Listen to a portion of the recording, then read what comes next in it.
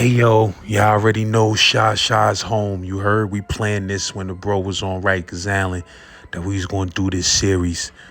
Nah, I mean, the prison boxing champion. The bro got a crazy boxing history inside that penitentiary. And we gonna break down that history right here on the channel, episode by episode, with a couple of surprise elements in the story. You heard? But if you a boxing fan, make sure you leave an extra comment. You heard? Because we're going to be talking some heavy history, some heavy prison boxing history. And that's a fact. You heard? Z-Lord. Hey, yo, and make sure you leave that boxing glove emoji in the comment section. The bro Sha Sha started his YouTube channel. Make sure y'all go over there, show some support, subscribe, leave some comments, tell him Laz sent you. Hit that subscribe button, hit that bell so you don't miss no new episodes. See what's going on with the bro while he fighting that case from the streets now. Yurt. KO told me, say, yo, throw everything you got at his left eye. You throw a jab, a hook, an overhand right. Everything you do, you throw dead at his left eye. Do that for 2 rounds straight. How you first discovered boxing in prison? Oh, this happened in this was like 1991. Go to Elmira reception. They had the boxing ring there. You hear about it, but you know none of us. We was in receptions. None of us really made the team then. It took me years to get to Auburn. Got to Auburn in '93. They had a boxing program there. You know, K.O. Smitty was there. Mr. Ali was there. It was some real super trainers there, like Johnny H, Johnny Ace, Johnny Diablo. A lot of these was old professional fighters, and they was just training people now. Some of them get in the ring occasionally, but most of them were just trainers now. And Kevin Rooney used to bring his fighters in. And it was a team, man, and it was like hostilities between like New York boys, and New York City boys, and like Rochester and Buffalo. It was like hostilities, like shit like that, because a lot of California fighters was from up there, and a lot of dudes in jail with us was from Buffalo and Rochester, so they, voted for their home team, whatever. But we was coming in, when they was coming in there, we was hurting their fighters, we was crippling them boys. And it's like, it's another dude, forgot his name, man, but he was not Focus. His name was Focus. Jamaican dude or Haitian, one of them, but he was nice. He was on the team. He was undefeated, and it was a great thing. It was a good program. Kevin Rooney used to bring these dudes in like once a month, and they used to film it. So in the yard on the yard TVs, everybody could watch it. And at that time, I had a trainer, a dude named House. They call him Righteous. He's from Rochester. He got 120 years of life right now. Righteous, he's beautiful people. Nice. He was a professional fighter when he was home. His hands was licensed. And he had trained, because you couldn't fight or compete in there unless you had a trainer. And to make it crazy is the SEAL who worked there, who ran the program, was the same son of a no-good piece of garbage named Pritchett, or Preacher, the one that was raping men in Attica. He used to be running the boxing program in Auburn when he was there. So, anyway, K.O. Smitty, he was an old... Like that, he was old to me. It's like he'll always been old to me. He had a big handlebar mustache, bald head. He was locked up for allegedly a cop body. At that time, he had like about 20-something, man. Shoulders looked like bowling balls. Hands looked like baseball mitts. Big man. Serious man. Word up, man. We was in a box together. That's how I met him. And we met up in Auburn. And House had stabbed somebody or some shit and went to the box, so he wasn't even in for my first fight. So KO took over and became my cornerman for the first fight. And it was fighting this Dominican dude, and they call him Campion or Champion, something like that. But something was nice. We got in there, and KO told me, say, yo, throw everything you got at his left eye. I don't give a fuck if you throw a jab, a hook, an overhand right. I don't give a fuck what it is. Everything you do, you throw dead at his left eye. Do that for 2 rounds straight. Yo, I came out and for 2 rounds, I blitz on this motherfucker's eye. On the third round, they stopped the fight. I done detached his retina. That shit was swollen, pussy, cut. It was he was done. And he told me in KO's team, sometimes the ring is like chess. Like when you playing chess, you don't really see the moves when you're in the game. But like someone on the outside or side of you, they see everything. So that's what makes a good cornerman. He's outside, so he's seen everything. He see that this boy always drop his left. He only get fire and drop his left. So it was easy for me to just tear this eyeball up, and they stopped the fight. They stopped it, and me and this boy, it's crazy. We had a lot of having a knife fight later on because they said that he was going blind in his eye. Like, I ain't mean to blind the motherfucker, but you know, it's the hurt business. It's the fight. It's the risk you take when you get in the ring. And they tried to stab me. We fought. We wrestled and shit. But what you mean? What happened though? Like he said something to you, or out of nowhere he just tried to pop on you one day? He tried to stab the shit out of me while I was on the phone in the yard. Tried to stab the shit out of me. Hell yeah! No, I tackled him. Grabbed him around his, scooped him, slammed him. Cause I didn't know who the fuck that was. I seen a motherfucker come with his hand raised up. Like if he knew what he was doing, he could have gutted me if he came from under, but he came from up top. So immediately I shot for the legs, scooped him and slammed him. His wind left him. And I started stomping him, kicking him. My other mans came over. One boy Angel got there, he cut him, so that shit made the shit more serious now. We all went to the box for this shit. I was off the boxing team. And while I'm in the box for like 3 days. KO come up there. The next 3 days, he in the box with us. Me, him, Skip, and J-Rock. And it's crazy. And now in the boxing Auburn, they had a whole different division. This shit is like a dome. You go in there, you got to pull up ball in your cell. And Auburn, you got to pull up ball in your cell. Everybody worked out. And they lock you in these domes together. It's like 4-man domes. No police, they ain't watching nothing. And that's where we met this dude named Chemist, a dude named Danny Marco. Danny Marco probably got more escapes than anybody in the state of New York. They make that man change his cell like every 30 days just because he's that much of a security risk. But we would all go out there and we would spar, and Kel would coach us and train us. And it's like we turned the boxing into something that was like a training camp for us. And it got to the point where they start sending the squad up there, telling them we couldn't do certain workouts, we couldn't shadow box, and we couldn't throw kicks. They start giving us tickets and all kind of shit, trying to lock us down. So we start paying bug outs to start throwing shit on the motherfuckers that was running the recreation. And after 2 of them got splashed some shit by the bug outs, they left us alone in the rec cages, and we was good after that. That's how that went down. So what, you went to the box and they brought you back to population, or they sent you to another jail? Nah, I came back to population. We only got 90 days. All of us got 90 days. And they let you get back on the boxing team? Yeah, they don't give a fuck about that. This niggas, you got mass murderers on the boxing team. They don't care about that. Like, motherfucker, what's his brother name, man? I think he fought Mark Breland. Damn, what's his name, man? Shamdu was there. Shamdu got like 150 years. They let him get on the boxing team. Nick Amar got like 130 years, 150 years. Let him get on the boxing team. They don't care about that. I didn't fight no more until I came back through. Because I went to the box after that. After that, I stayed in and out the box. I had no more fights until I came back through in 9-7. And we started this shit.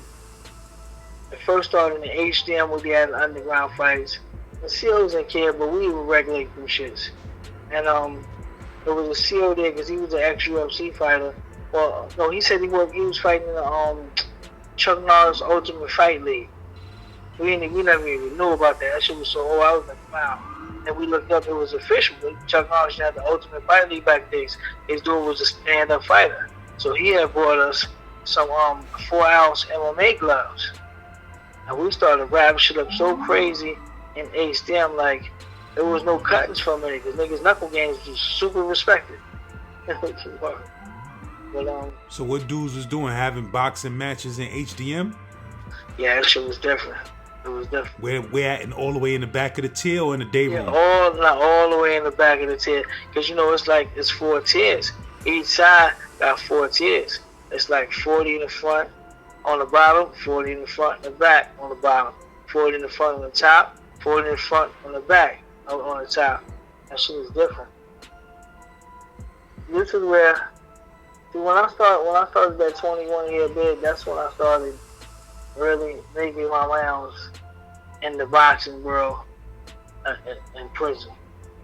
And it was a different kind of fight. There's certain jails, there's no weight class. And was it any memorable fights from HDM, like shit that you can't forget? Yeah, hell yeah, HDM.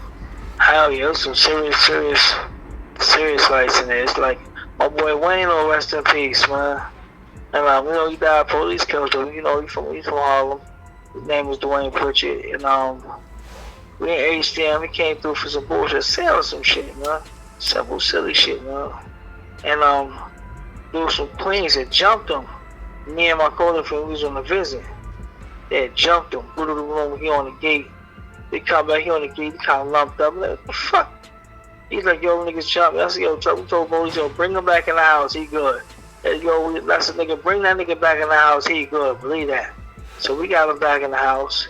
And we was like, who jumped my man? What's up? So Billy cracks his other nigga. I crack another nigga. And I'm like, yo, ain't no. Y'all niggas got to put the gloves on.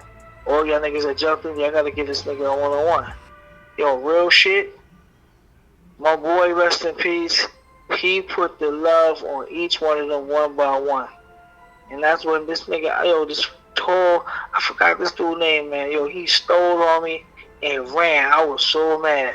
Yo, he stole on me and ran, and the police slammed the gate in his face. I was like, yes, there's a God. Why he stole on you, though? Why he stole? That was his mans that we was whipping on. That was his mans. And he stole on me, tried to run out the gate. Called over him. And side, well, you could tell he could take a punch. He fought before. You could tell. Because I ended up with a body. He running, tried to fight back like he wasn't hurt. I came up top, back down to the body, up top, back down to the body. He couldn't keep up. The nigga smoked cigarettes and all that, and it was just too much for him. The last body shot put him on his knees, and it was over. These dudes be smoking cigarettes, and it make no sense. But my boy Wayne was in there whipping this boy out. The gloves was red from blood, and you know they got this rule, you know, no sick call, no matter who. You tough guy, you a gangster, hold that down. Hold up. From there, we went to C-73, because that's when my co-defendant pulled the bullshit, and they got a separation back on a homicide case. This is the dude I told you, he was with my brother when my brother died, and then he get locked up for some bullshit and say I did some dumb shit. And I wasn't even with him when it happened, but it made us co-defendants because I'm running his mouth. But we get to C-73. I meet up with Scotty. Scotty was from St. Nick, rest in peace. Buddy from St. Nick, he up north, he got like 63 years. And they had the boxing team in there. But it was like all these jail shit is illegal shit, but it's a way that a lot of police know they prevent a lot of cuttings and stabbings by letting niggas get their shit off with some gloves. You know what I'm saying? So certain COs, man, they bring in mouthpieces and shit. And be like, yo, no sick call, jam me up, don't stab nigga later, no sneaky shit. If you do that, like one dude snuck a nigga after the fight and cut him, and the COs washed him, they finished him, broke him up. Now, I'm not gonna support, you know, police jumping on anybody for any reason, but you know, it tell the president, we're like, yo, if you get into this and you get an ass whooping, nigga, take the ass whooping. Don't just go blow a nigga because you got the reins to sport. You know what I'm saying? It ain't like you playing basketball, but I mean, you know what you signed up for.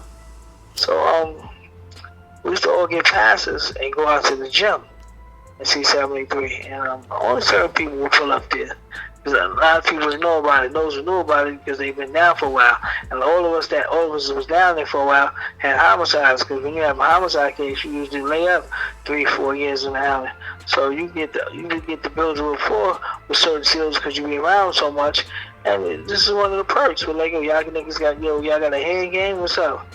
Like, you got a hand game. Like, yo, y'all want to get something off? Y'all got issues with everybody? So he's like, all right, cool. So now whenever it was an issue, it was immediately at the barbershop, like, yo, send a message to the CO. That night, they'd come get us one by one, bring us to the gym. We get it in, after that, it's no smoke. And I had 3 fights in there. All with 3 Muslim dudes too. Crazy. Over the silliest shit in the world, man. Over You'll what? never guess, Laz. Just take a guess. Because I was praying. And he was like, yo, come on with this Christian shit. Yo, I just lost it, and I thought about it like, damn, that's not real Christian. Like, I lost it and whipped this boy ass. And that was crazy, because I'm like, how you biased when, you know, if you know anything in the history about any of the scriptures, like, Islam or Christianity came from Judaism. It's like, goddamn, every prophet did a body bid. Like, come on, man. After the dude said that, what happened though? I lost it. I don't know what combination I threw, but whatever I threw, everything landed. So you ain't say nothing, you just stole off? Yeah. And then I thought to myself, like, yo, that wasn't real Christian, like, yo. Nah, but that nigga violated though. He violated. It was crazy, man. Nah, he violated. So what happened? You stole off on one of them and they tried to jump you? Nah. It was like, yo, we give you fair one. I was like, I fuck all y'all up. You know, I'm cocky. I'm talking shit. I'm like, I fuck all you. Like, what? We all going to the gym tomorrow. So, yeah, we all go to the gym tonight. Because the CO was here tonight. So, we sent my boy in the hallway, acting like he doing maintenance, cleaning up, whatever, with a pass. Told the CO to come pick us up. So, he come pick us up. And my man was like, yo, wants to go with you? I said, nah, nigga, I don't need that nigga to go with me. What the nigga? This is my domain. So I got down there, and real shit, this nigga didn't know the rules of the motherfucking game.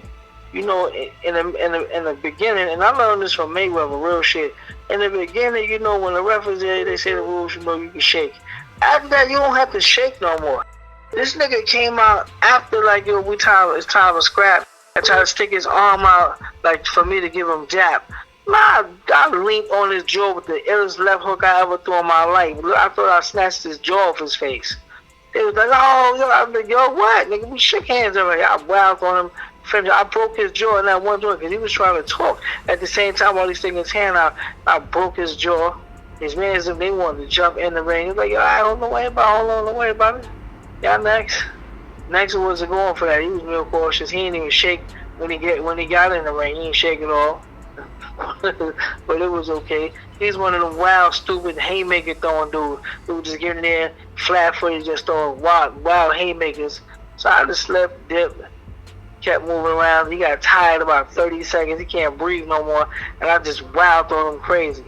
It was nothing but left hook to uppercut, left hook to uppercut, left hook, all in the corner till they stopped it, and he buckled. He was too stupid to go down. He just stayed there and let me bounce his head off the belt.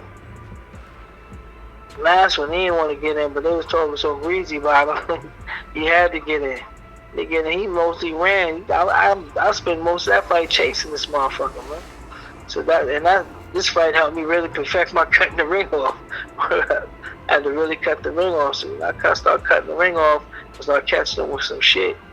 You said this is the 3 building? Yeah, it's 73.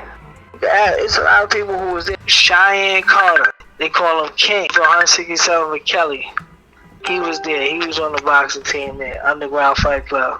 Relly, Gary Bowen. He got like 60-something years. He's up in Attica now. No, he's in Green Haven now. He was there for the Fight Club. Scotty, rest in peace, from St. Nick that got killed. He was there. It was a lot of dudes that was from around the way that was there. Matter of fact, Eli Rios, he was there. He was right now. I think Eli got 25 for a body, something he lost. But Eli Rios was there, and the 3 builder for that. And damn, who else? I think Ago was in the barbershop, but he ain't getting on the team. But it was a lot of people there, man. And it was Tito Black, Jose Busanet, he was there. And last I heard about him, he's on, I think, Death Row in Pennsylvania or something like that. But damn, as I think about it, it was wild people there. I just got to focus on remembering certain names. But yeah, Ron Du was there. Ronnie Williams, he was in the 3 building there. Or no, he came through for some bullshit. Or hell yeah. And that was it about 3 building. From the 3 building, I went to the Beacon. The Beacon, they didn't have no fight club in there. I wound up getting to a fight with a Jamaican He had a raise in his mouth, and I hit him. He cut his mouth up, and they gave me a new charge. Gang assault. My mans didn't even jump in. They was pulling me off this nigga, and they arrested all three of us. Me, my boy Renee, and my boy Wayno. Gave us a new charge for that shit. Motherfucker named Cologne. And what's crazy is later on when I get to the 4 building, after that I go to the 4 building. After that shit, I go to the box, come out, go to the 4 building. I'm over there with Ebron. They say motherfucking Captain Cologne, he's a debt now. So he's, Ebron pulling me out the house every day. So I go down there one low with him. I'm playing Sega Genesis and Atari 64 and all these video games I never even heard of. We down there, but he making it seem like we're not even in the jail. We gotta be down there. I'm chilling. His death come through and be like, yo, he shouldn't be here. He cut the man in front of me. I was like, yo, listen, man. I never cut anybody. Like, the man's whole mouth was busted wide open through his jaw. I was like, yo, man, it was a fight, man. Ain't nobody had no weapon, nothing like that. But I couldn't tell this motherfucker, like, yo, this dude had raised his mouth. Like, I couldn't snitch. I would say something stupid. But I'm like, yo, man, it was just a fight. Like, it was bullshit. I mean, it's something it wasn't. Like, yo, he told Ebron stop pulling me down. Ebron still kept pulling me out every day. So eventually, motherfucker just kicked me out the building. Because it was like nothing they could do to Ebron, because Ebron was about to retire anyway. So he didn't even care. From there, I went to North facility, then I went back to the pound. And the pound was different because everybody it was kickboxing like on a different level. Dudes would put their foot through your chain and push you when you fall, and everybody else would stomp you out. So a lot of people used to watch people's feet with their chains. Some people became nice maneuvering that so you couldn't get to their chains. But that's another story, family, We get to that. LAZ, if you love what I'm doing on this channel, feel free to send me a donation on Venmo at st.laz. You heard? If you on PayPal, I'm on PayPal at Laz Features. Or zmanbville@gmail.com. Same account. You heard? Get at me. And the old faithful, that good Cash App. $Gen Pop fam, Z-Man Suicide Polo. You heard?